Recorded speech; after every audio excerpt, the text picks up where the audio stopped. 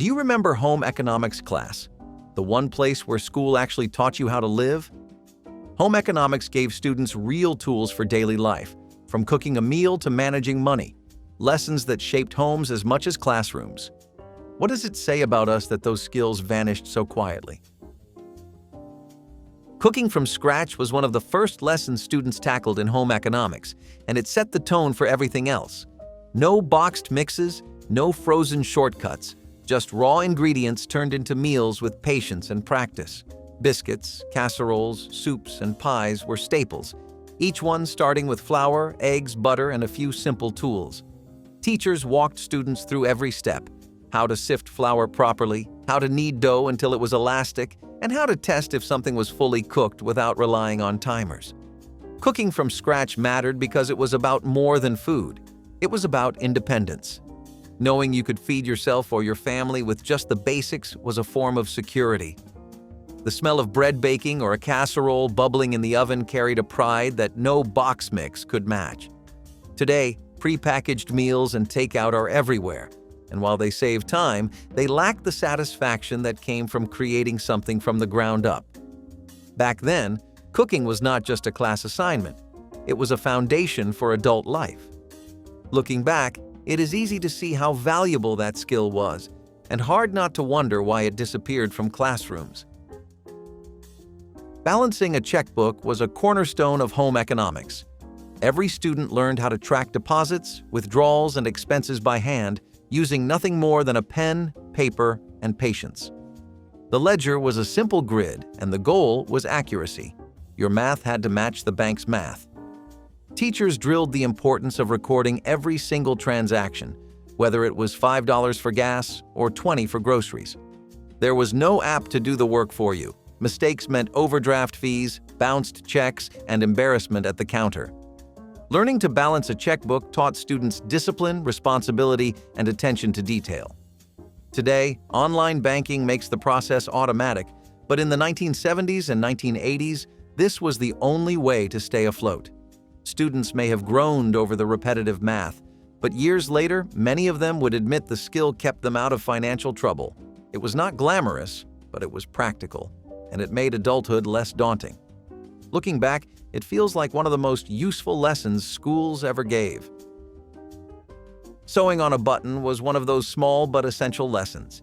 Teachers brought in shirts and scraps of fabric, handed out needles and thread, and showed students how to loop, stitch, and secure a loose button. The process was simple, but it required care. Tight enough to hold, loose enough to move. A missing button could make the difference between tossing a shirt and wearing it for years. Sewing on a button was never about fashion. It was about resourcefulness. It taught patience, fine motor skills, and the idea that you did not throw things away at the first sign of wear. Today, clothes are cheap and easy to replace, but back then, families stretched every garment as far as it would go. Home economics gave kids the confidence to fix what was broken instead of discarding it. The lesson was not flashy, but it was empowering. Proof that even a teenager could keep their wardrobe intact with a few stitches. Looking back, it is remarkable how such a small skill carried so much weight. Meal planning on a budget was a survival skill wrapped into a classroom assignment. Students were told to imagine feeding a family of 4 for a week with a limited amount of money. Out came grocery flyers, blank charts, and calculators.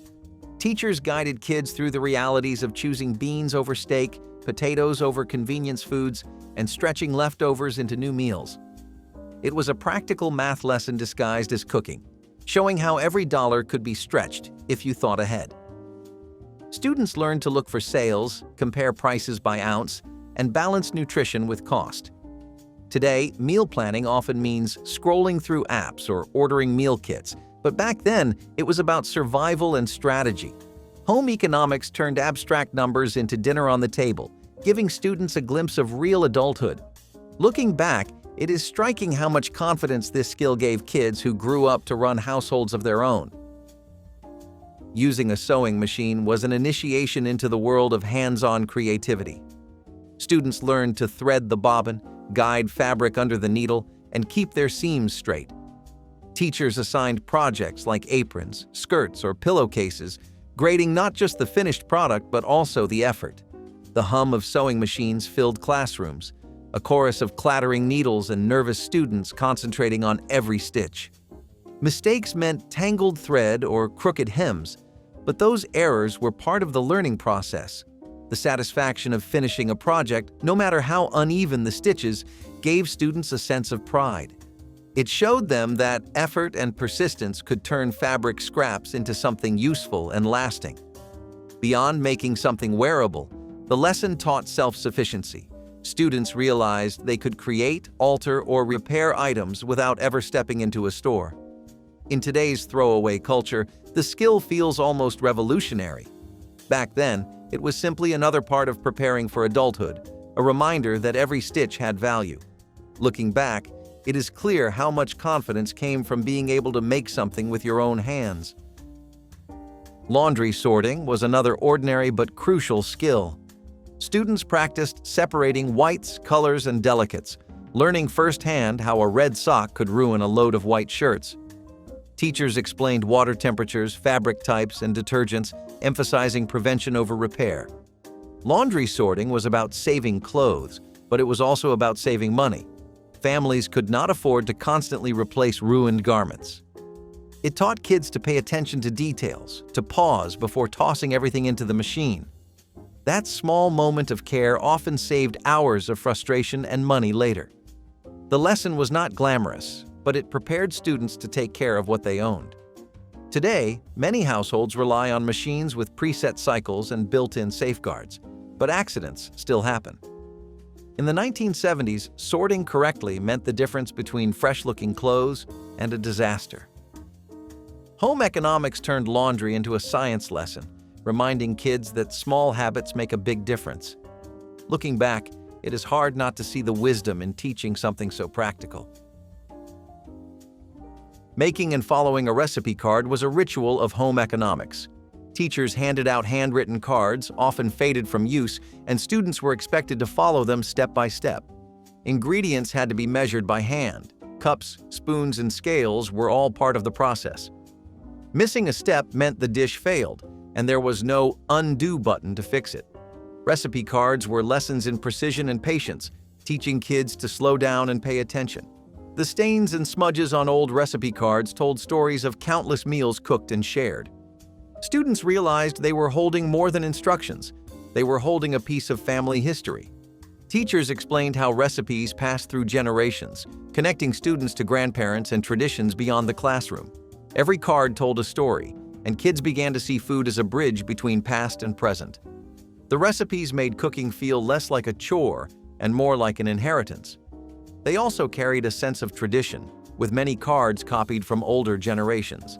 Today, recipes live on screens, easily swiped or skipped, but the old cards demanded focus. Home economics turned cooking into more than nourishment. It became a way to connect with family history. Looking back, it is clear how those simple cards carried not just instructions, but values. Writing and following a household budget was a central part of the curriculum. Students were asked to imagine they had a job, a family, and bills to pay. They created budgets on paper, balancing rent, groceries, utilities, and extras like entertainment. Teachers emphasized the importance of spending less than you earned and saving for emergencies. Budgeting showed students that money was not abstract. It was survival. It was a lesson in trade-offs. A new pair of shoes might mean less money for groceries, and every choice had weight. Kids learned quickly that numbers on paper translated into real-life comfort or stress.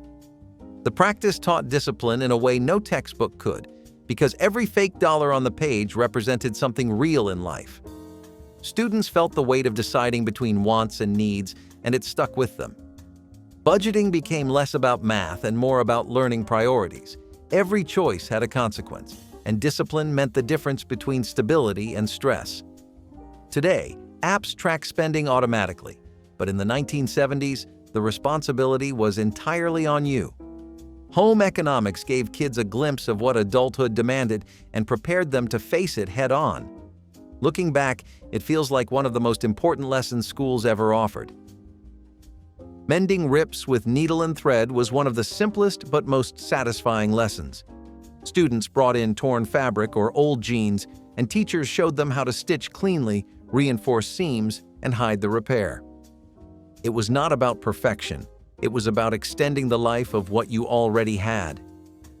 Every rip mended was a small act of thrift, a reminder that you valued what you owned enough to fix it. The act itself was calming, turning frustration into focus as kids watched the fabric come back together. For many, it was their first experience of creating solutions with their own hands instead of buying replacements. The pride in fixing something rather than throwing it away gave kids a sense of control.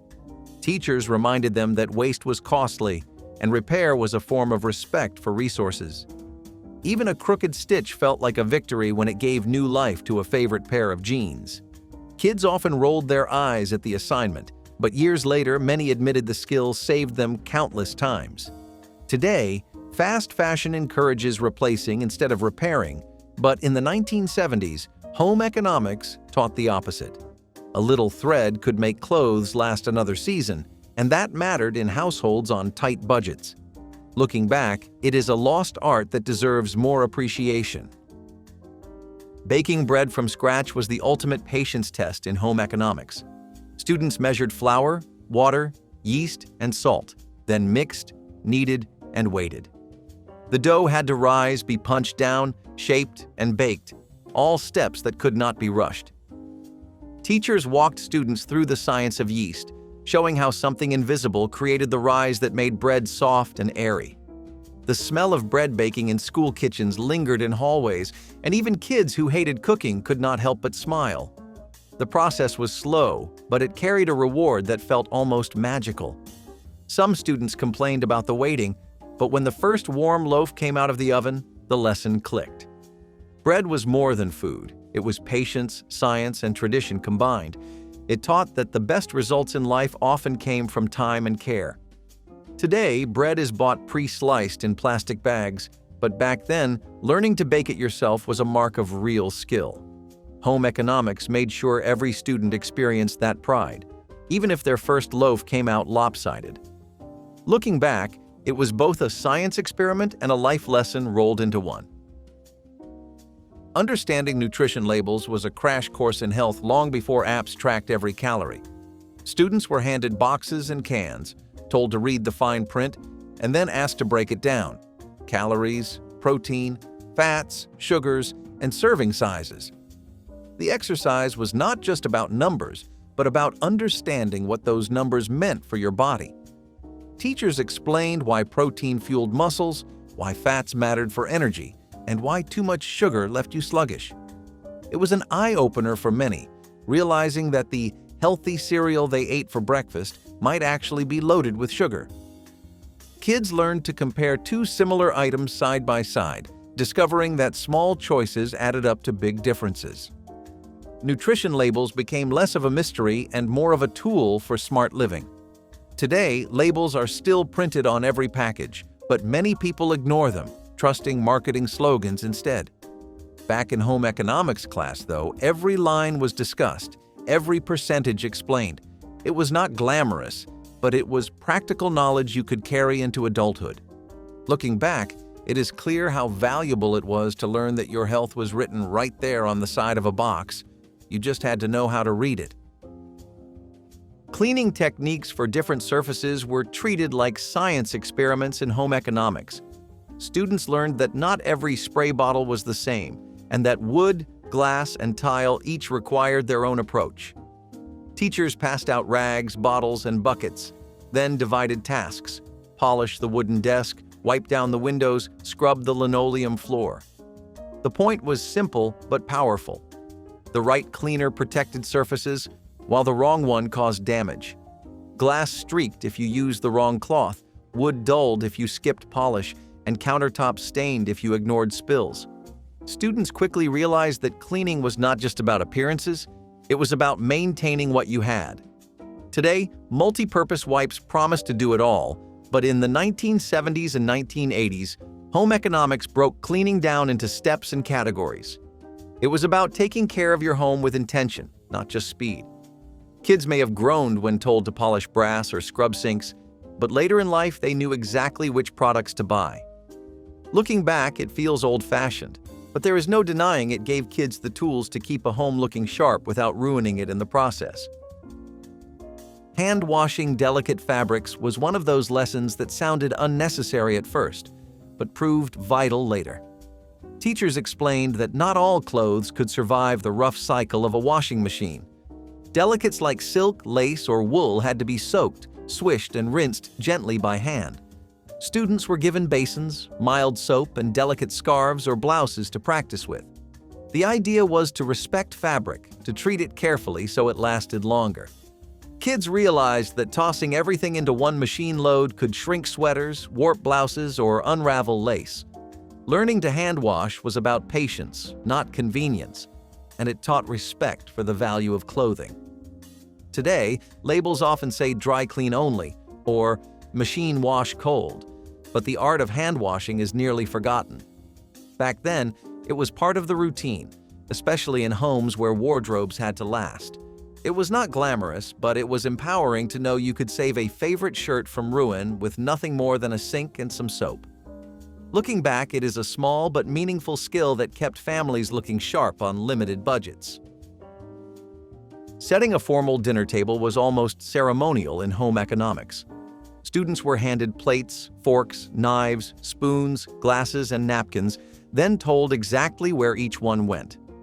Salad fork on the outside, dinner fork next to the plate, knife on the right with the blade facing in, spoon beside it, water glass above the knife, wine glass beside it. Teachers drilled the sequence until students could set a table with their eyes closed. It felt fussy at the time, but it taught attention to detail, order, and pride in presentation.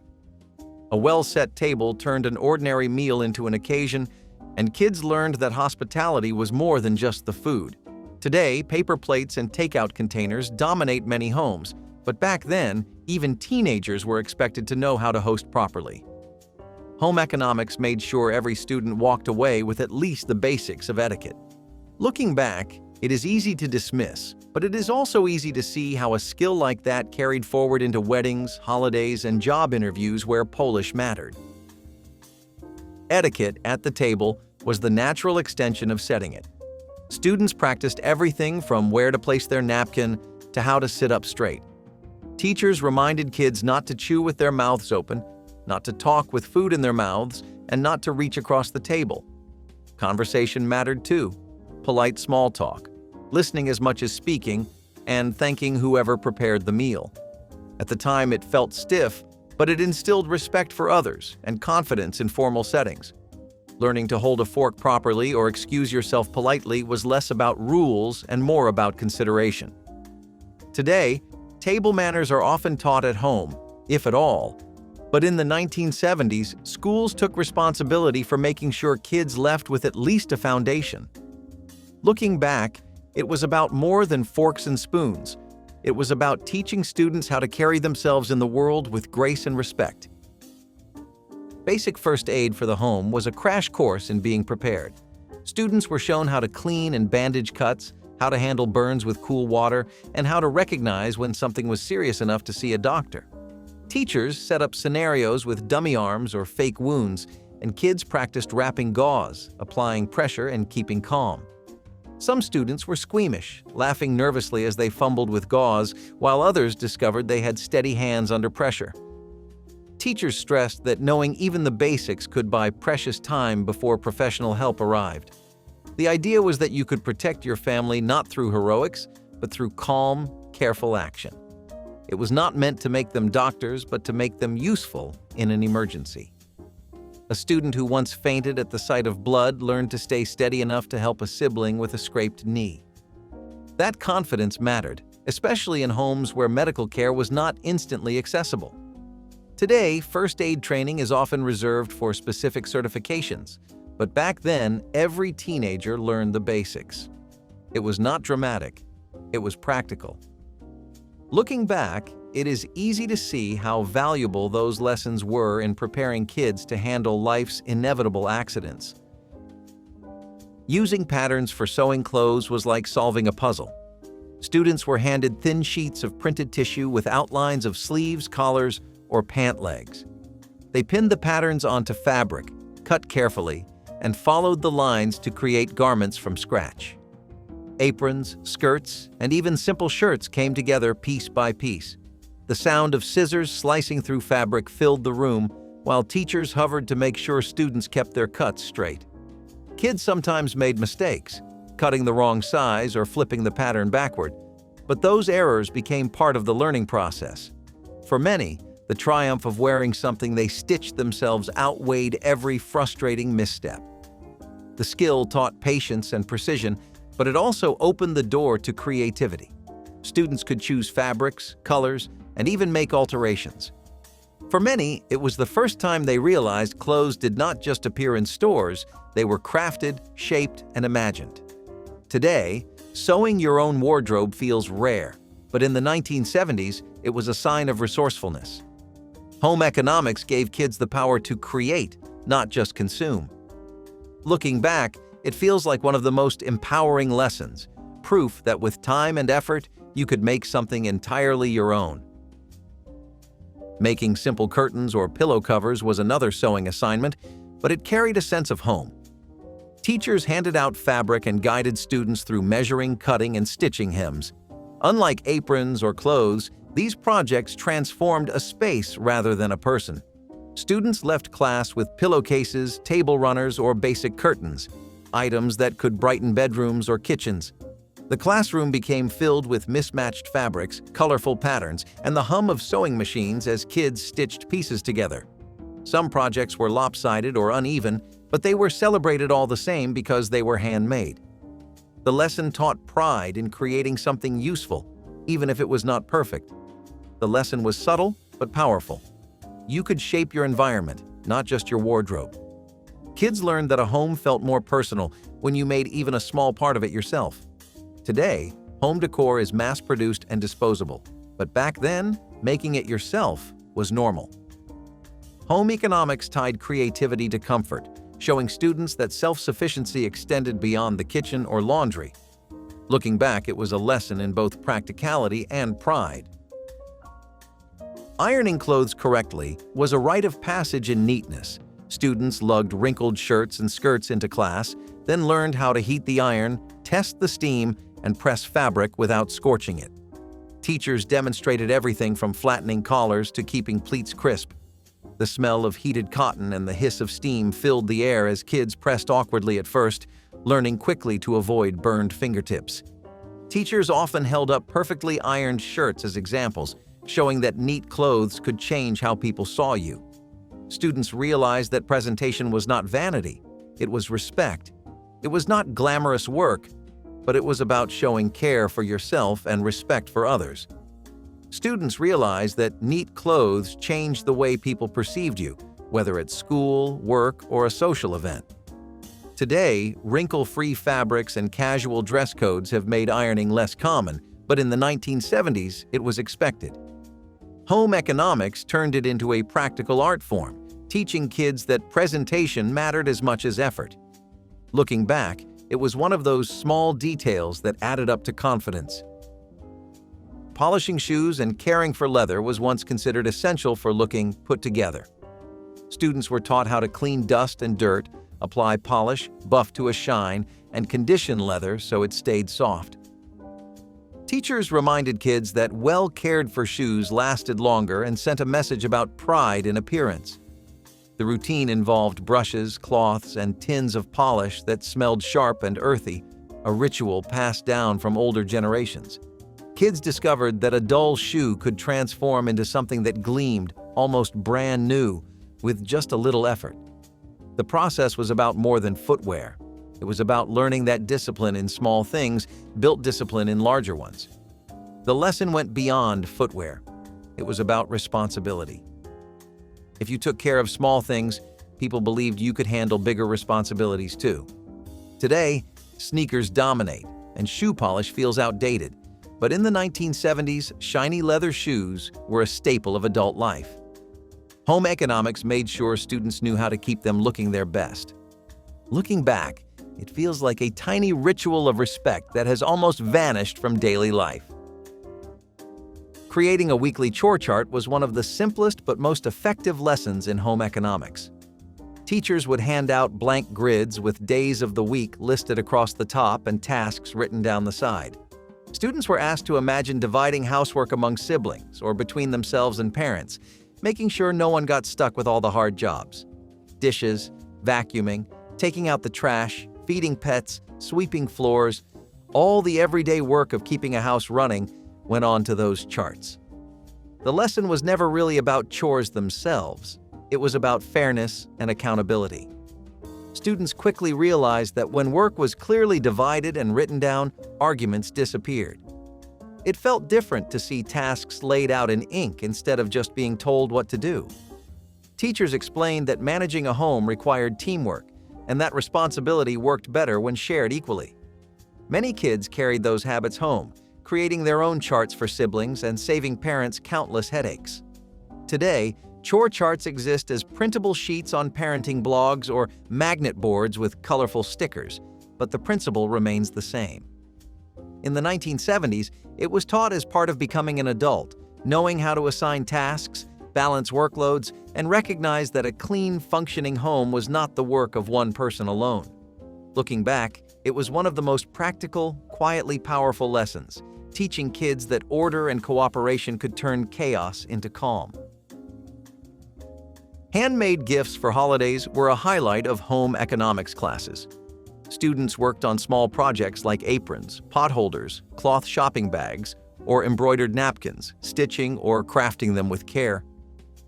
Teachers reminded kids that the value of a gift came from the time and thought put into it, not from how much money was spent. Sewing a straight seam on an apron, adding lace to a hand towel, or embroidering initials on a cloth bag felt like a labor of love. The idea was that a homemade gift carried personality. It was one of a kind, made by your hands for someone else's use. That kind of effort turned something simple into something meaningful. At the end of class, students wrapped their creations and often presented them at holidays with pride, knowing they had made something useful and heartfelt. Parents and grandparents treasured these gifts, saving them long after their practical use had faded. Today, store-bought items dominate gift-giving, but handmade presents still carry a certain weight. Back then, they were seen as proof that you cared enough to invest your time. Home economics connected craftsmanship to love, teaching students that a well-stitched pot holder could speak louder than anything bought at a store. Looking back, it feels almost radical in today's consumer culture, a reminder that effort, time, and intention mattered more than price tags. Time management for homework and chores was woven into home economics because responsibility stretched beyond the classroom. Teachers handed out blank schedules and showed students how to block out hours for homework, meals, chores, and even downtime. The goal was not to fill every minute, but to teach balance. It was the first time many kids realized that planning ahead reduced stress, that breaking large assignments into small chunks made them easier. Chores that seemed overwhelming became manageable when slotted into half-hour blocks. Learning to juggle schoolwork with household responsibilities was preparation for adulthood, long before calendars lived inside phones. Teachers emphasized that wasted time led to late nights and frustration, while planning brought calm. Students often resisted, claiming they could wing it, but the exercise planted seeds that grew later in life. Today, digital planners and reminder apps keep people organized, but the underlying skill, taking control of your hours instead of letting them slip away, was drilled in by hand.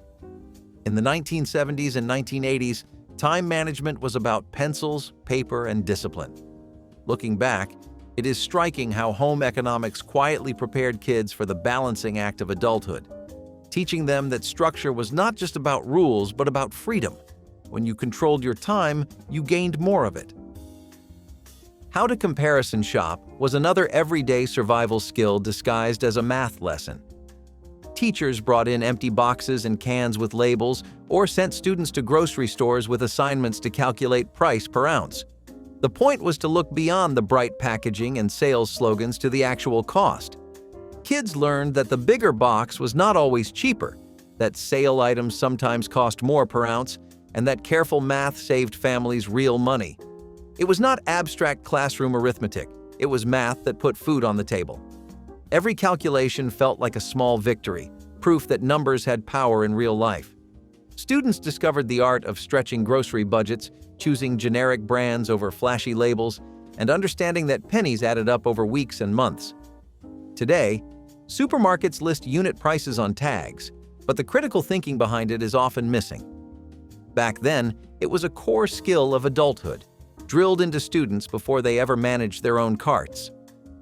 Home economics gave kids the eyes to see past marketing, and that skill carried forward for life. Looking back, it was one of the most valuable math lessons schools ever taught because it saved families money every single week. Writing a personal letter was part etiquette, part penmanship, and part human connection. Teachers gave students stationery and envelopes, then walked them through proper greetings, body paragraphs, and closings. Dear at the start, sincerely at the end, and a flow of clear, polite sentences in between.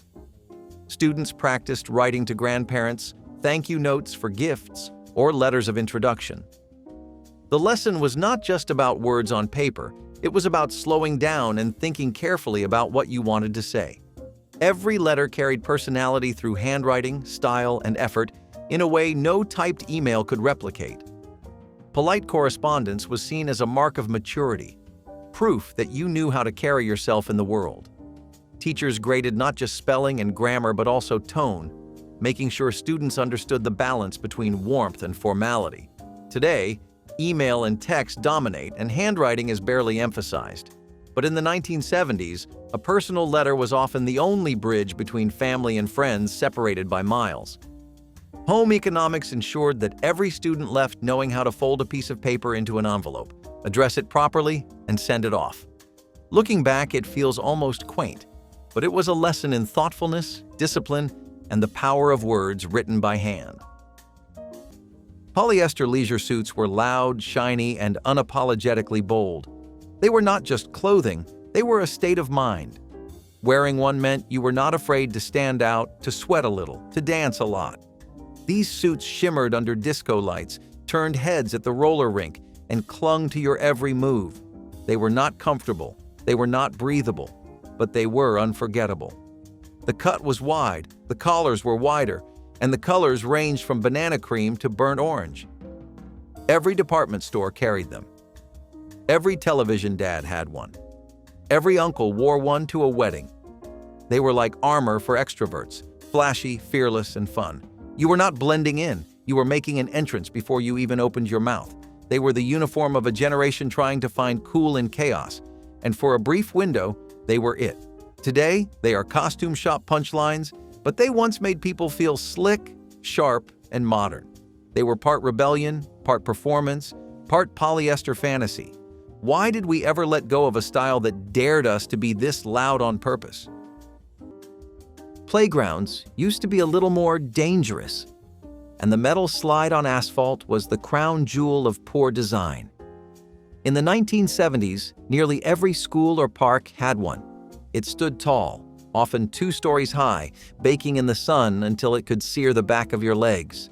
No shade, no padding, just you, gravity, and a prayer. The steps up were made of thin metal bars. The top had no real guardrails, and when you slid down, you hit that blacktop like a dropped steak. But we lined up for it anyway, over and over. There was something thrilling about the danger.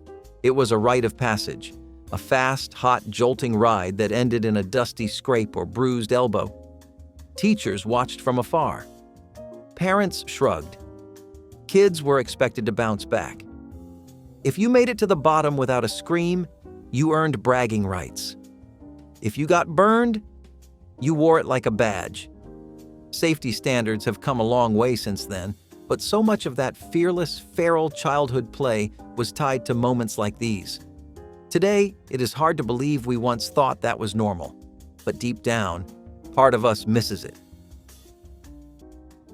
Clark Equipment Company once helped build America. Its construction vehicles, forklifts, and loaders were staples on job sites across the country. From highways to factories, if something big was being built, Clark was likely there. The brand stood for toughness and reliability. But the 1970s brought headwinds. Inflation climbed, industrial jobs declined, foreign competitors offered cheaper alternatives, and Clark, heavy with overhead and tradition, struggled to pivot. Its innovation slowed, its market share shrank. Machines once seen as symbols of progress started to look like dinosaurs. You could still find them in use, but fewer every year. Workers were laid off. Plants closed. By the 1980s, it was a name people remembered, not one they relied on. Pieces of the company were sold, reorganized, absorbed. What remained was a fragmented legacy. Ask a retired construction worker or a union foreman from the era, and they will nod. They will remember the green machines, the noise, the muscle. Clark Equipment Company did not just lose customers, it lost relevance. And in the business of building, that is the one thing you cannot rebuild. Plastic laminate countertops were everywhere in the 1970s, bright, glossy, and available in an endless parade of colors and faux textures. From butcher block prints to swirling marbles, these surfaces were supposed to look fancy without the fancy price tag. And for a short while, they did. But the plastic finish scratched easily, melted under hot pans, and chipped if you dropped anything heavier than a spoon. The edges would start to curl, the seams would swell, and if water got underneath, the entire counter could buckle. Once the damage started, there was no easy fix. Families either lived with the bubbling mess or had to replace the entire slab. Still, for a generation strapped for cash but hungry for style, laminate was the default. It felt modern until it very suddenly did not. And when people stepped outside to escape the chaos of the kitchen, they were often met with a patio that was just as frustrating. CB radios were more than trucker toys. They were a direct line into an unseen world. In the 1970s, everyone wanted one. From long-haul drivers to suburban teens, the airwaves buzzed with chatter, codes, and nicknames. It was the internet before the internet, except it smelled like motor oil and lived in glove compartments. Citizens band radios turned anyone into a voice on the road, a personality on the move. You had a handle, not a name. You learned to say Breaker 19 and ask for a 1020. It was cryptic, cool, and weirdly intimate. There was magic in being anonymous, but still known. On those scratchy frequencies, your words mattered more than your face. For kids, it felt like being part of a secret club. For parents, it was safety and social life combined. The CB craze went nationwide, fueled by trucker movies, novelty songs, and a hunger for connection. People shared recipes, gave weather reports, even fell in love. And then, as suddenly as it came, it faded. Static returned, antennas came down. But ask anyone who ever had one, and they remember. The hum, the jargon, the thrill of being heard by a stranger miles away. Why did we stop talking when it was finally so easy to listen? Shrinky dinks were magic in plastic form. You started with a sheet, clear, flexible, and begging to be colored. You grabbed your markers, drew a wild design, cut it out with safety scissors, and popped it in the oven. What came out was a tiny, hardened version of your masterpiece, often warped but always perfect. Watching it shrink behind the oven door was part of the thrill.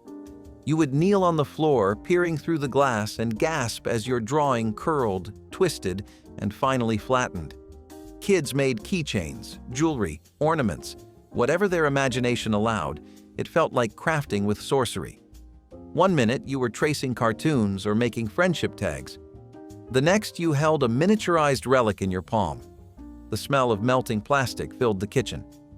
Parents worried, but no one stopped us. Shrinky dinks were affordable, creative, and wildly popular at every sleepover and birthday party. You could even buy branded kits, superheroes, cartoon characters, holiday themes. But the best ones were always your originals.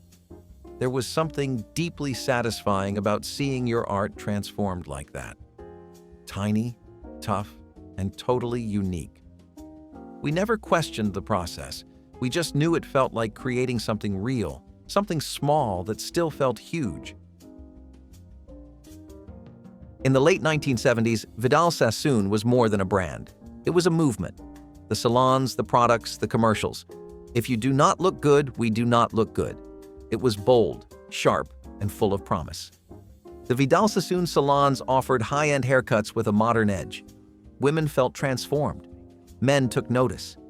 It was more than a trim. It was a lifestyle. You were not just getting a haircut. You were getting modernized, elevated, made new. For many, it was the first time they felt stylish instead of simply presentable. But like many trends, it struggled to evolve. The early 1980s brought new fashion rules: big hair, wild volume. Sassoon's geometric precision began to feel too rigid, too old. Franchises thinned. The elite vibe became a burden, not a benefit. Meanwhile, cheaper salons, home styling kits, and new celebrity stylists flooded the market. The salons faded. The products moved to drugstore shelves. And the name that once meant sophistication became just another bottle in the aisle.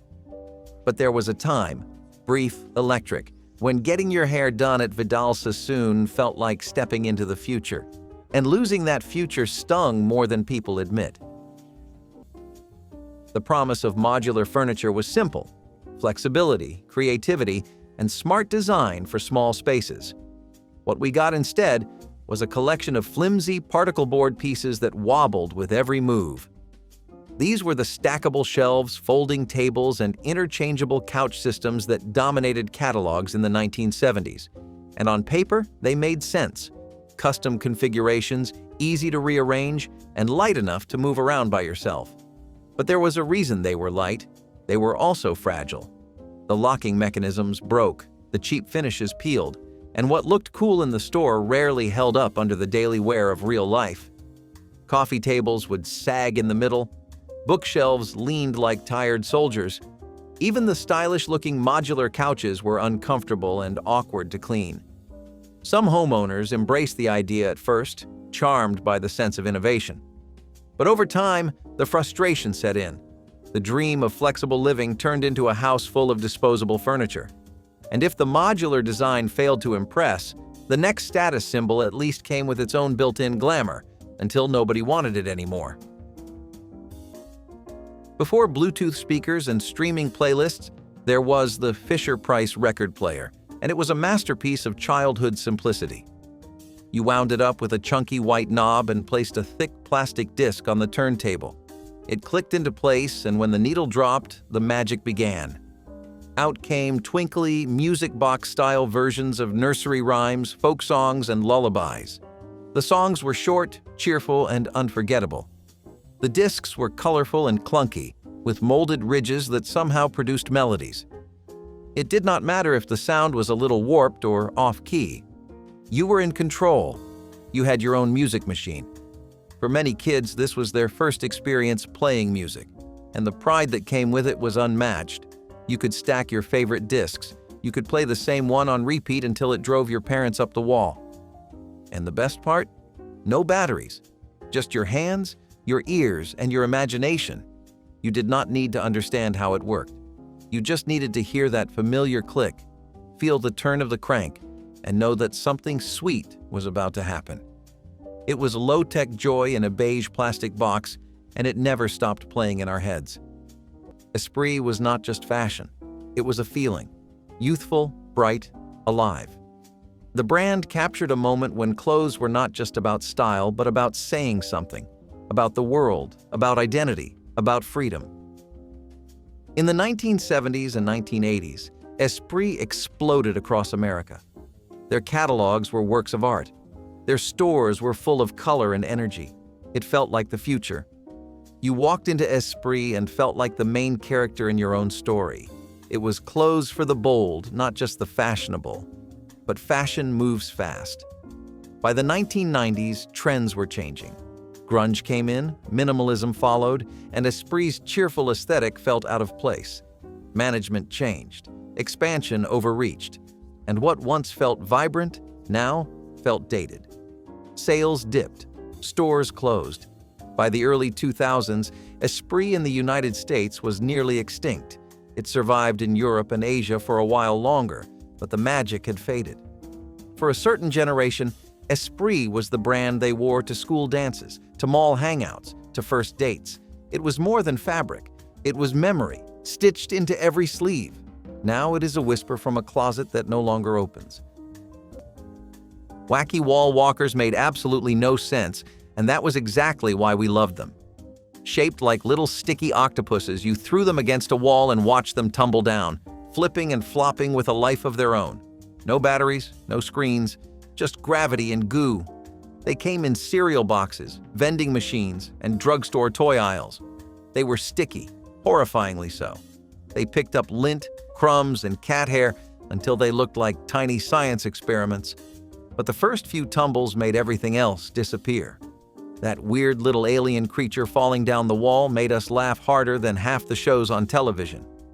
But we did not care, because the first few tumbles, pure joy. Kids raced them down doors, windows, lockers, anything vertical. They became dares, contests, and ultimately sacrifices to dust bunnies. And still, we begged for more. They were cheap, they were weird, and they were everywhere for a hot, chaotic moment in toy history. What was it about a rubbery blob that made us laugh so hard we forgot the world? Schiaparelli perfumes once lived in the same breathless league as Chanel and Dior. With their surrealist bottles and bold floral compositions, they brought high fashion to the dressing tables of everyday American women. It was not just a scent, it was a statement. In the 1970s, Schiaparelli's legacy still lingered, but America was shifting. Fashion was getting younger, louder, and more synthetic. The brand struggled to adapt. Department stores gave shelf space to trendier, punchier names. The old-world elegance of Schiaparelli felt out of step in a decade of disco and denim. And somewhere along the way, the company let go of its American foothold. Licensing fell apart. Distribution waned. What had once been a symbol of European sophistication became something whispered about in vintage shops. Women who once dabbed it on before dinner parties now found their favorite scents discontinued, forgotten. For some, it was just a bottle, but for others, it was identity. A sense of self wrapped in rose and bergamot, and losing that, quietly, without warning, felt like losing a part of the woman they once were. The kitchen of the 1970s did not just serve food, it made a statement. And that statement was Harvest Gold and Avocado Green. These two colors dominated every American kitchen appliance.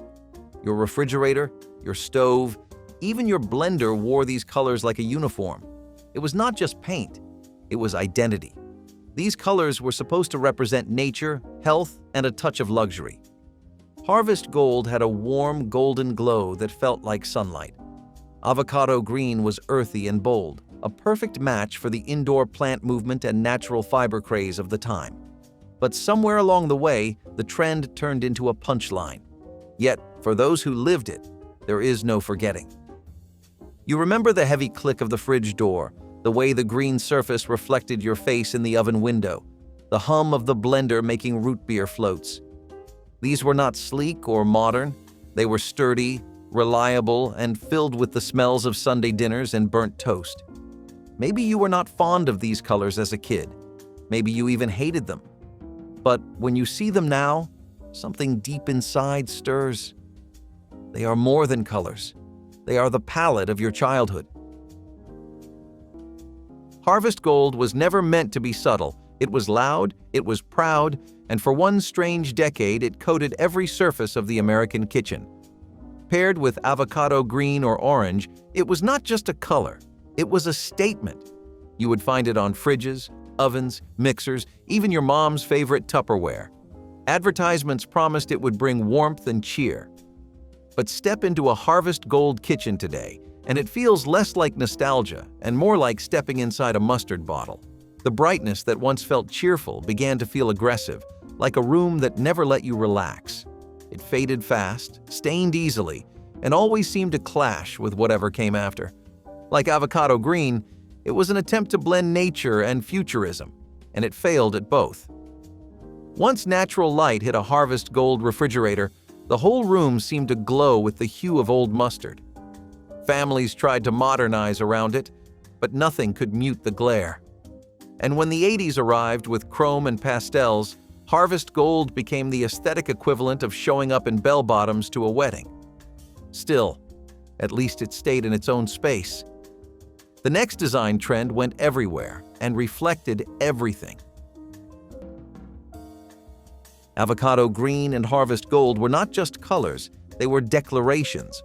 Open any refrigerator, oven, or blender in the 1970s, and you would find these bold, earthy hues staring back at you. They were not subtle, they were not sleek, but they were everywhere. Kitchens did not look like laboratories back then. They looked warm, lived in, human. These appliances matched the shag carpet, the dark wood paneling, the linoleum that curled in the corners. But more than their color, they represented a specific dream. A dream of the modern American family, self-sufficient, stylish, and optimistic. They made your kitchen feel alive, even when all you had was boxed cake mix and powdered milk. You were not just making dinner, you were living in a palette that promised better days. The colors came from nature, or at least someone's memory of it. They were meant to calm, to ground, to connect. Now we call them outdated. We ripped them out during remodels, but at the time, they were cutting edge. If you grew up with an avocado fridge, you can still picture it humming in the corner, stocked with soda in glass bottles and leftovers wrapped in foil.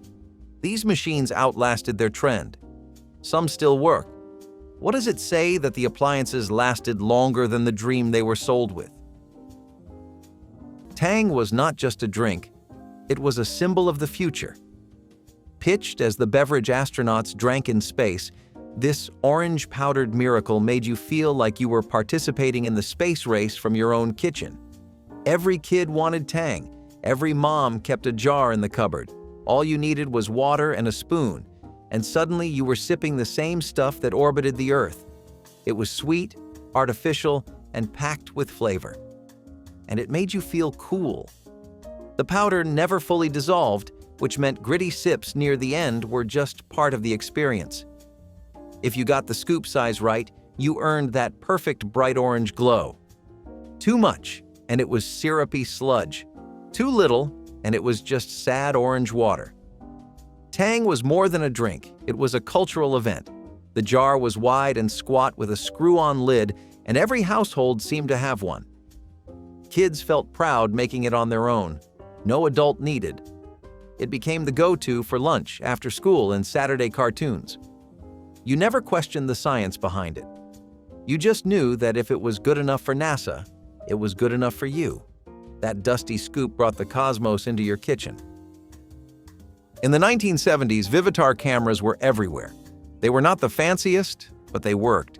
They captured birthday parties, backyard barbecues, and road trips to Mount Rushmore. They were affordable, sturdy, and proudly American. For amateur photographers, Vivitar was a ticket to creativity. But behind the shutters and flashbulbs, the world was changing. Japan was coming fast with brands like Nikon, Canon, and Minolta. Their lenses were sharper, their designs sleeker, and their technology more advanced. Vivitar could not keep up. It tried to pivot, offering accessories, licensing deals, and budget versions of premium cameras. Every shelf they lost in a department store was one less memory they would help capture. They were not just losing market share, they were losing their place in the family album. But the market was ruthless. Film was expensive, competition was brutal, and Vivitar slowly fell out of focus. By the time digital cameras arrived, it was too late. What once filled shelves at Sears and Montgomery Ward now sat in garage sales and thrift stores. Forgotten. But ask anyone who grew up in the 1970s to show you their old photo albums. Odds are, a Vivitar helped make those memories. A camera might just be a tool, but for millions of Americans, Vivitar was how they remembered their lives. In the 1970s, having a built-in wet bar was a sign that you had made it.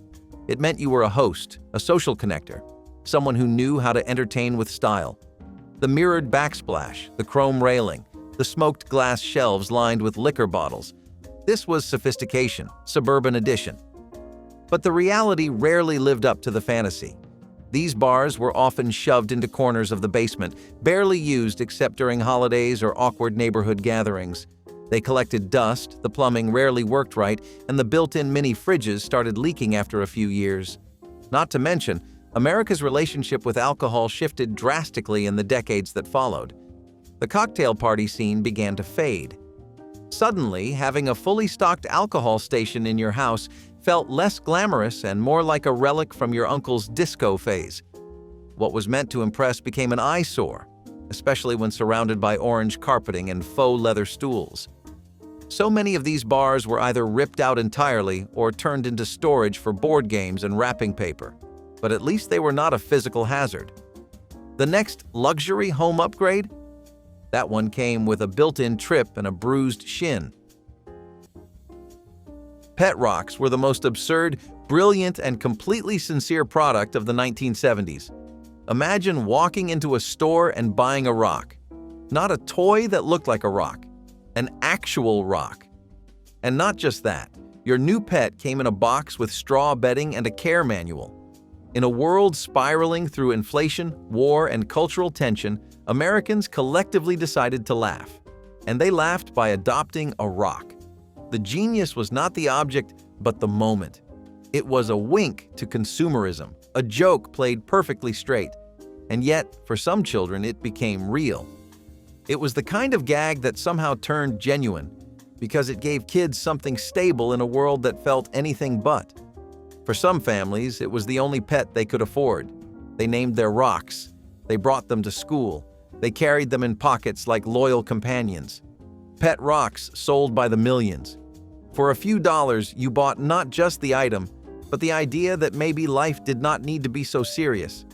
Maybe in a world of chaos, you could still find control in something that literally never moved. They vanished as quickly as they arrived, leaving behind nothing but confused memories and collectors with original boxes. Why did something so silly feel like the most comforting purchase of the decade? They were not just for carrying sandwiches and juice boxes. They were badges of honor. In the 1970s, metal lunchboxes with cartoon characters were everything to a kid. You marched into school like you owned the place if you had the Brady Bunch, Scooby-Doo, or Fat Albert slung over your arm. They clanged when you walked, chipped when you dropped them, and smelled like peanut butter forever. But they were yours. The thermos inside matched the design, with a plastic cup that screwed on top and often leaked just enough milk to give the lunchbox that signature sour scent. You would line them up on the windowsill during class or hide secret notes inside the lid. The paint would eventually chip, the latches would rust, but you never wanted to give it up. Today, they have been replaced by soft-sided, logo-free lunch carriers. But for those who grew up in that era, seeing one again brings back the sound of the bell, the taste of a bologna sandwich, and that magical feeling of opening your box and hoping you got a Hostess cupcake instead of raisins. They were loud, proud, and deeply personal. One glance at the dented metal, and the memories rush back like a school bell in September. The Pontiac Aztek was a disaster in the early 2000s, but its roots stretch back to the 1970s.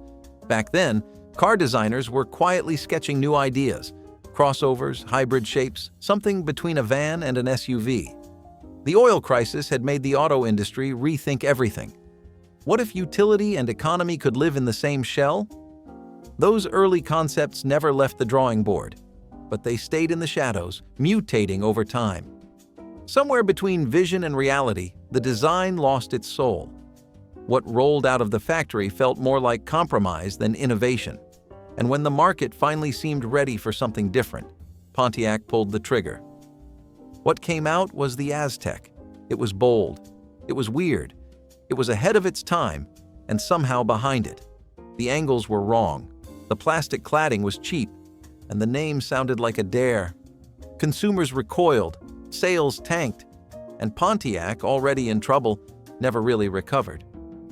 But behind the jokes, behind the Breaking Bad memes and design flops, there was something sad about it all. The Aztek was born from good intentions, from a desire to break the mold and recapture relevance. Instead, it became a punchline. Proof that even bold ideas, especially bold ideas, can fail spectacularly. Looking back at these forgotten lessons, tell us in the comments which one you wish schools still taught. Tap like if it sparked a memory, and subscribe so you can keep relearning the skills that time tried to erase.